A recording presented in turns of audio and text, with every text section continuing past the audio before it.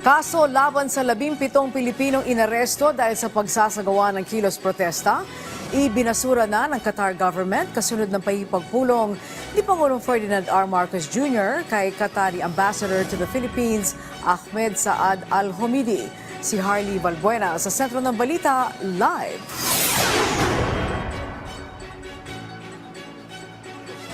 Angelique, absuelto na sa anumang kaso ang 17 Pilipinong inaresto sa Qatar dahil sa pagsasagawa ng kilos protesta.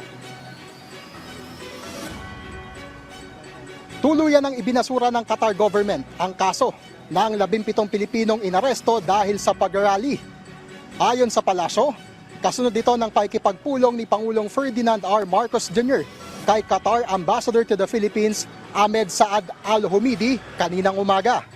Sinabi pa umano ng Qatar Ambassador na ito ay refleksyon ng matatag na pagkakaibigan ng Pilipinas at Qatar. Iginit pa ng palasyo na patunay din ito ng mabilis na pag-aksyon ng Pangulo para sa kapakanan ng overseas Filipino workers. Sinabi ng Qatari Ambassador na pinalaya na ang 17 na inaresto sa Qatar at dinismiss na rin ang mga kaso laban sa kanila. Nakikita po natin kung gaano po ba kabilis magtrabaho ang ating Pangulo.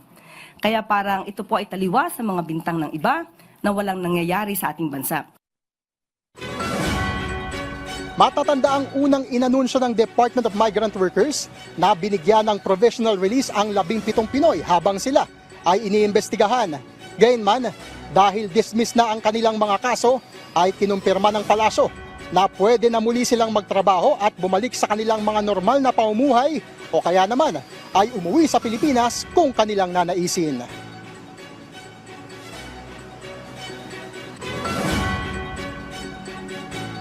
Angelique, dahil kanina lamang yung pulong ng Pangulo at ng Qatar Ambassador ay hindi pa tiyak ng palasyo kung alam na ng pamilya ng 17 Pinoy na sila ay absuelto na sa anumang pananagutan, ngunit sigurado umanong sila ay matutuwa kapag nalaman nila ito.